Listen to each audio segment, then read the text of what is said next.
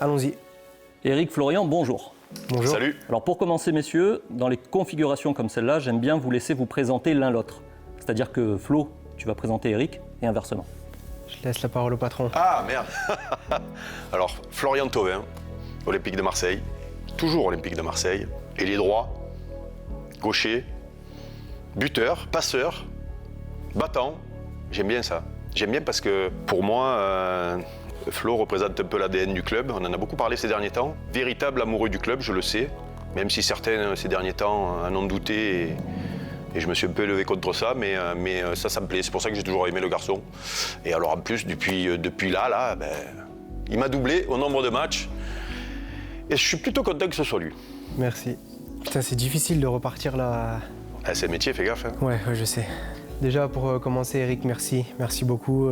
Je voudrais te remercier parce que tu as toujours été très gentil avec moi. On a toujours eu une bonne relation, donc ça me va droit au cœur et vraiment un grand merci. À mon tour de te présenter, donc Éric Dimeco, ma fierté de l'Olympique de Marseille, exemple pour nous, tous les jeunes du club, ceux qui sont passés par là. Tu as marqué l'époque la plus importante du club. Personnellement, je suis un amoureux du club et ce que vous avez fait, ça a été ce qui nous a permis de nous rendre fiers, nous, joueurs de l'OM. On a toujours essayé de défendre le maillot le mieux possible, mais vous nous avez transmis, ta génération et toi-même, cet amour du maillot et vraiment cette fierté d'être le seul club français à avoir eu cette Ligue des Champions. Donc merci pour ça, merci de nous avoir fait rêver. C'est encore un peu plus spécial pour moi parce que ça arrivait en 93, c'est mon année de naissance. Donc voilà, l'OM a toujours été un club très spécial pour moi comme pour toi. Je pense que c'est pour ça qu'on a eu une affinité particulière. Et en tant qu'amoureux de l'Olympique de Marseille, je voudrais te remercier pour ce que tu as fait pour le club parce que avant d'être un joueur, je suis un supporter.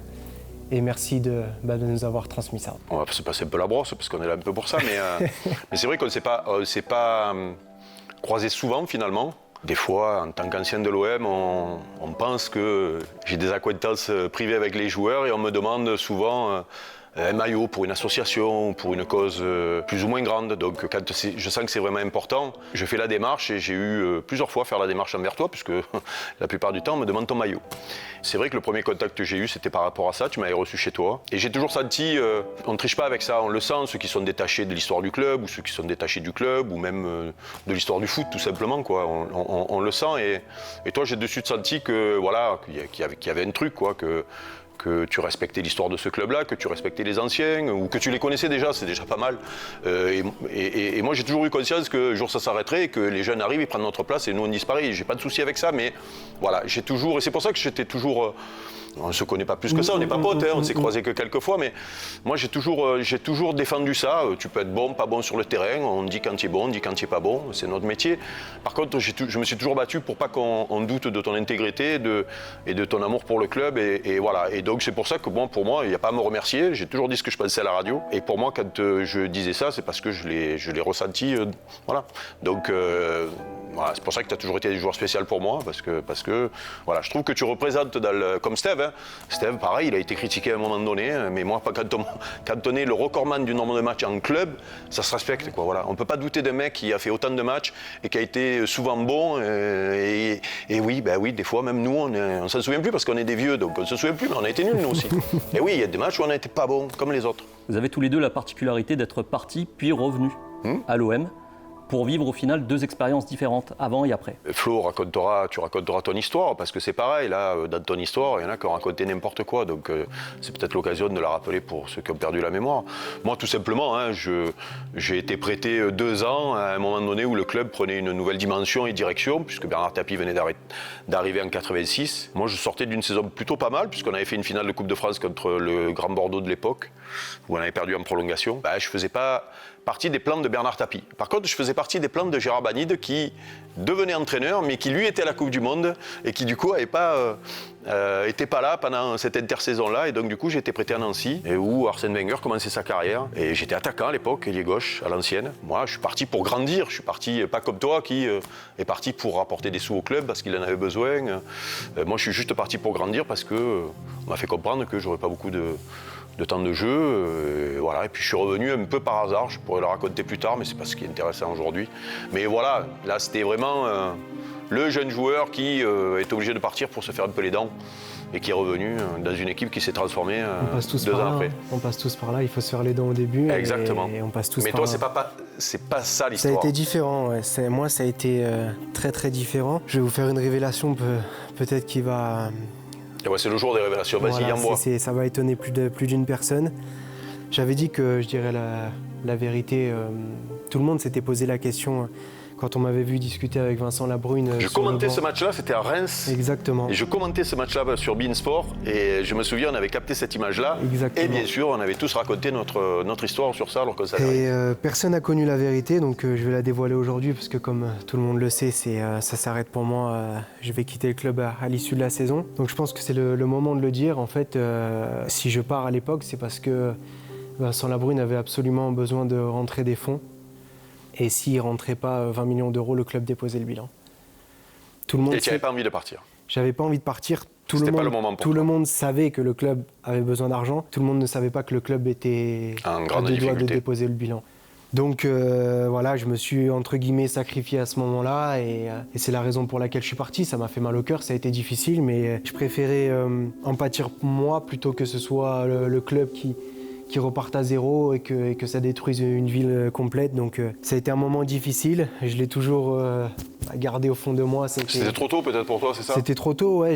J'avais eu un parcours compliqué à l'OM parce que j'ai eu du mal à m'imposer au départ. Il y a eu des périodes où ça allait, d'autres où ça allait moins bien, mais c'est vrai que de partir comme ça avait été difficile. Mais bon, je l'ai fait une nouvelle fois pour prouver mon amour pour le club. C'est pour ça que ça m'a souvent fait mal quand on a pu me le reprocher, parce que les gens ne savaient pas exactement ce que j'avais fait pour le club. Et je pense que c'était dur pour moi de le garder, mais je m'étais promis de garder cette chose-là en moi pour pas être jugé différemment. Je voulais que les gens le sachent le jour où je partirais. Donc c'est pour ça que je fais l'annonce aujourd'hui. Et puis après mon retour... Mais tu sais, je pense que beaucoup, alors certains ont vu dans ce départ ce qu'ils voulaient voir. Je crois que tout le monde était conscient que à l'époque c'était nécessaire. Et d'ailleurs, c'est ce qui me... Tu vois, dans le football d'aujourd'hui, moi tu sais, quand les vieux comme nous débattons de ce qui est devenu le football, on veut tous expliquer que c'était mieux avant. Mais non, on jouerait aujourd'hui, on ferait comme vous faites. Et surtout, on serait soumis des fois à être obligé de partir parce que financièrement le club a besoin, parce que tu as une valeur marchande que nous on n'était pas, puisque les transferts il n'y en avait pas nous à l'époque. Quand tu penses que Papin, quand il part au Milan AC, c'est pour quelques millions de francs, ça tu a vois, changé, ouais. c'était voilà, et là j'avoue que, et on le voit tous les ans aux intersaisons, des garçons qui partent alors il y a que des c'est peut-être garçons pas qui le moment, sacrifient. peut-être que c'est trop tôt, peut-être qu'ils n'ont pas envie, ou qu'ils vont dans des clubs qui... Alors après financièrement c'est intéressant, tu n'es pas parti là-bas pour rien du tout, tu es parti dans un beau championnat et ça aurait pu marcher, mais c'est vrai que souvent, tu as ton mot à dire, mais tu n'es pas que le seul décideur, quoi, tu vois. Et ça, c'est, oui, il faut l'expliquer. C'est bien que tu le dises parce que voilà. Alors certains diront, ouais, bon, ça va, il s'est pas non plus sacrifié au point de, oui, tu n'étais pas malheureux en partant là-bas. Et puis c'est un super championnat, mais je reste persuadé que c'était peut-être trop tôt pour toi encore à l'époque. C'était trop tôt et surtout c'était pas ce que je voulais. Oui, c'était peut-être pas le bon club non plus pour. Tu vois, donc, et peut-être pas le bon championnat d'ailleurs pour que tu ouais. puisses t'exprimer, en effet. Mais comme tu le dis, avant c'était différent, mais c'est vrai qu'aujourd'hui, on le souligne peut-être pas, mais tu as beaucoup de joueurs qui se sacrifient parce que les clubs ont besoin de rentrer de l'argent, sinon ils sont en difficulté. Et puis souvent, tu as des joueurs qui partent dans des clubs. Souvent, tu as les supporters qui comprennent pas, oui, mais pourquoi il part dans tel club, pourquoi il a fait ce choix-là.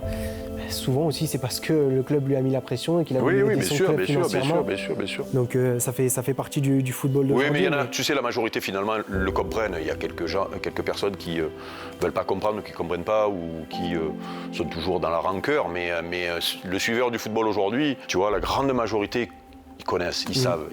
Il faut pas rêver. Alors ceux qui critiquent le plus, c'est ceux qu'on entend le plus, et c'est pas les plus nombreux. Mais tout le monde est conscient de ce qui est devenu le foot aujourd'hui. Oui, c'est vrai. Et c'est pour ça que moi je dis toujours, notamment aux vieux comme moi, on ne serait pas meilleur que les autres si on joue aujourd'hui, parce que le joueur a compris qu'il est dans un business, qu'il fait partie du business et qu'il doit entre guillemets faire sa place, quoi. Voilà. Et donc on ferait pareil. Je pense, je suis sûr. Quand tu es parti à Newcastle, Flo, tu l'as dit, tu ne t'étais pas encore imposé ici, c'était compliqué pour toi. Et toi, Eric, tu as rappelé que tu ne faisais pas partie des plans de Bernard Tapie au début. Qu'est-ce qui a fait que vous êtes accroché, que vous avez voulu revenir? Alors, dans des cas différents, parce que toi, c'était un prêt, Mais pourquoi vous êtes autant accroché? Pourquoi il y avait autant cet amour du maillot? Moi, c'est simple, hein. Le club est passé du jour au lendemain d'un grand club français historique à vouloir devenir une grande Europe, quoi. Et donc moi, quand je suis à Nancy puis après à Martigues, je regarde le club grandir et en plus ça va vite, quoi. C'est-à-dire Bernard Tapie arrive à l'intersaison 86, il y a le premier match contre Monaco au Stade Vélodrome. Il y a déjà les feux d'artifice à la fin du match.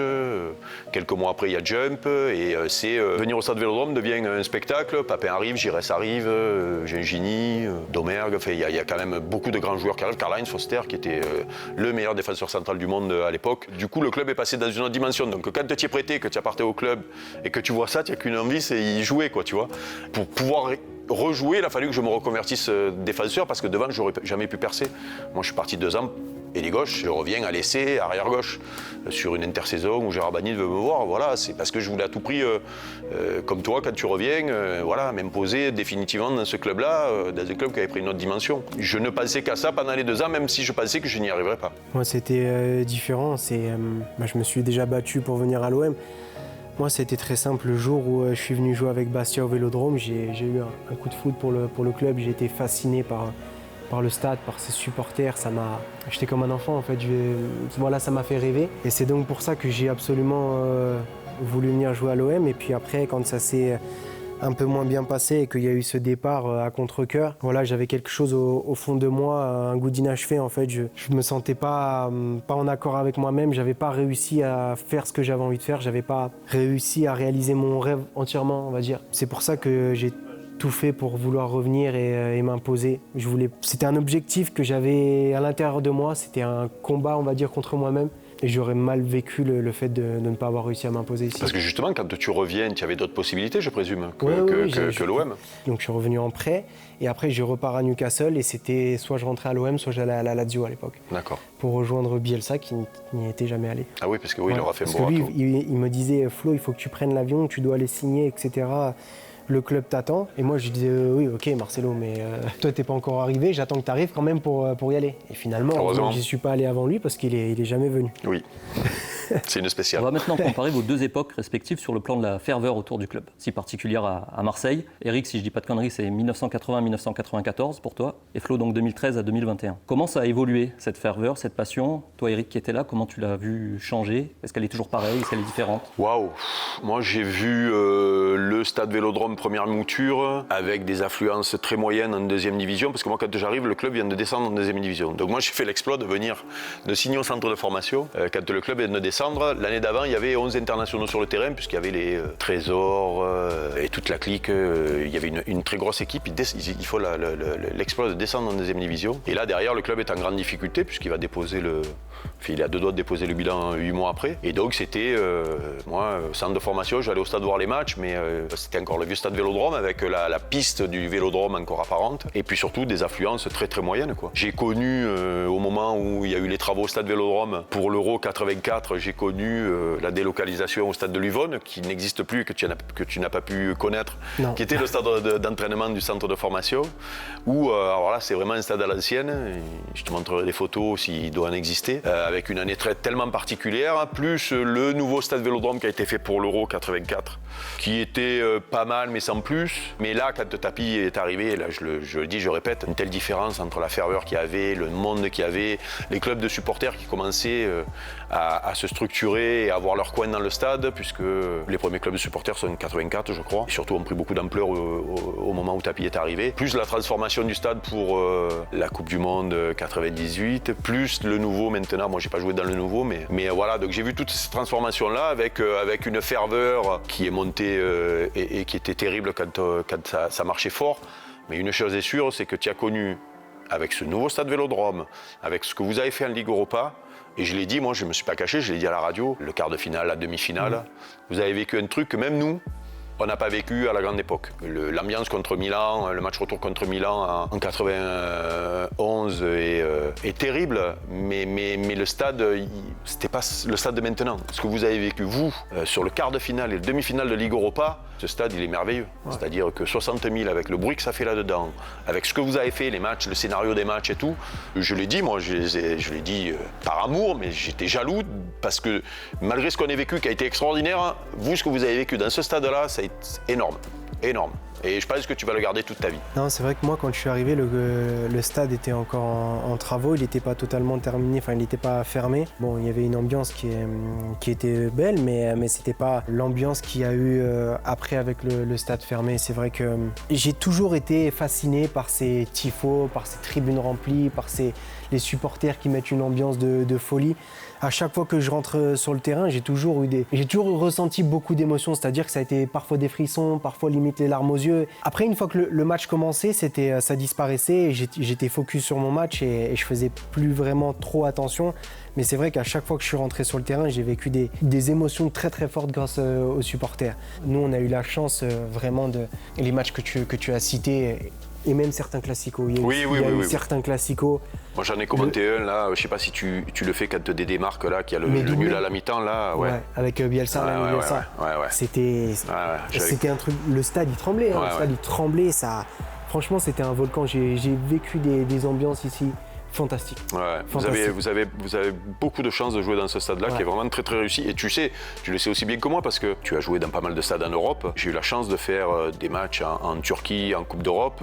D'ailleurs, un fameux Fenerbahçe OM qui reste dans ma mémoire aussi, et en Angleterre aussi, à Dortmund, en Espagne. Enfin, mais ce stade-là, l'OM, avec notamment l'ambiance qu'il y a eu votre campagne européenne là, à part 2 ou 3 stades en Turquie, Dortmund qui est particulier. Naples aussi. L'ancien. Ouais, mais Naples, tu vois, le problème de Naples, c'est que les tribunes sont loin avec la piste et tout.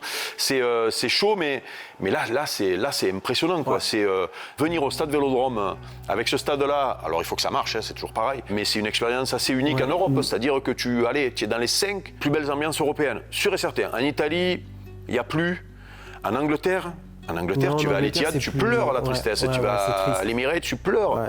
Tu as le Liverpool qui, sur certains matchs, j'ai connu 1 ou 2 matchs particuliers là-bas, mais voilà, l'Angleterre, c'est différent, il n'y a pas de top là-bas. Voilà. Après, tu as en Espagne l'Atlético, l'ancien, qui était pas mal, mais là, le nouveau, bof.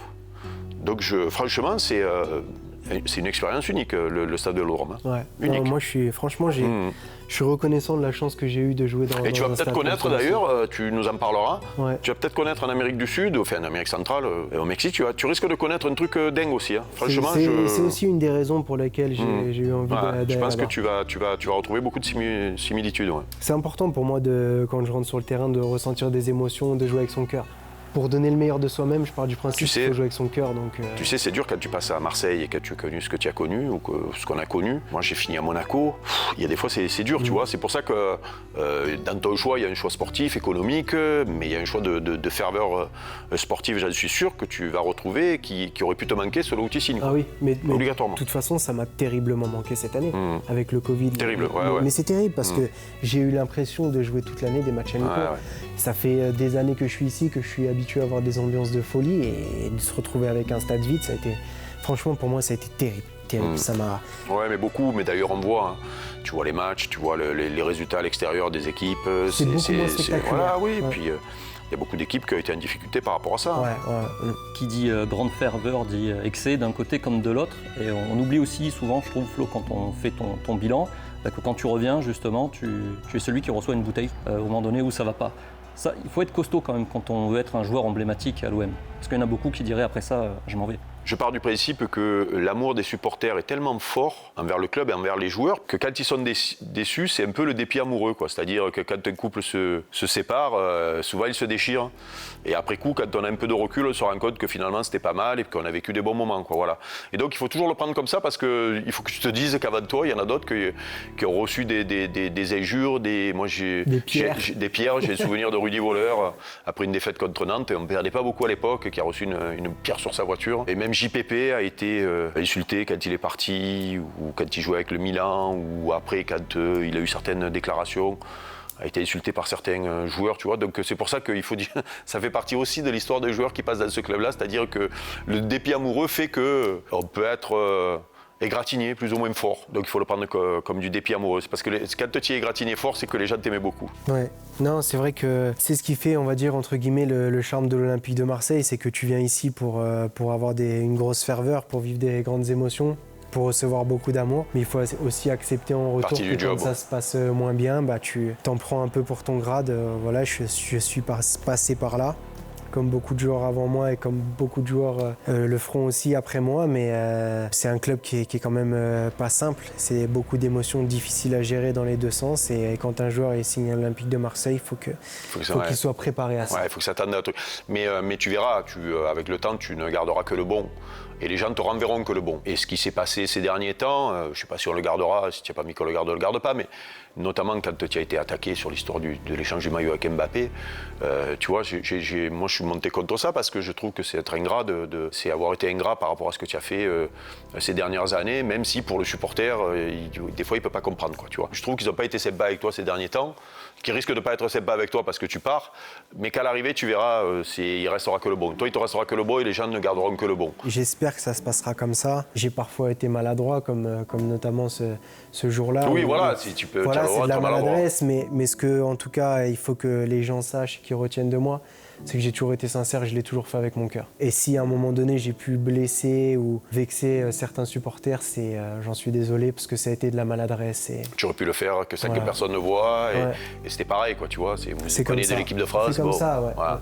Moi, quand j'ai commenté ce truc-là, j'ai dit franchement c'est ingrat. Et puis bon, c'est vrai que peut-être que c'était pas le bon moment de le faire et que c'était une connerie, que c'est pas grave. Ouais, voilà. Puis en plus les gens ont retenu que ce qu'ils ont vu, c'est-à-dire qu'on me voit échanger mon maillot avec lui, mais la scène, moi je suis en train de rentrer au vestiaire, on vient juste de prendre un but et je suis en train de marcher et je réfléchis et en fait j'ai Kylian à côté de moi où je l'avais même pas vu parce qu'on n'est même pas en train de discuter et il me dit Flo, on change le maillot. Bim, tu sais comment c'est. Tu joues contre des rivaux où parfois il y en a avec qui tu as une bonne entente, une bonne amitié. Et voilà, tu peux pas dire à ton pote allez casse-toi, machin. Il m'a demandé le maillot, on a échangé, j'ai pas vu qu'il y avait une caméra face à moi. Et voilà, entre guillemets, je me Mais nous, ça pouvait pas nous arriver puisqu'on ne gardait pas les maillots après les matchs. On les rendait, nous. On ne pouvait pas échanger les maillots. Donc les mecs qui font les raisonnements aujourd'hui, nous, on n'échangeait pas. Oui, vous ne pouvez pas. Ouais, mais bon, c'est comme ça. Ça a été maladroit. Ça a été c'est pour ça que je te dis, inattention. prends-le comme du dépit amoureux. Voilà, c'est comme ça. J'en veux pas aux supporters. C'est comme ça. Alors les amis, pour abonner à notre chaîne, clique là. Et n'oubliez pas d'activer les clochettes.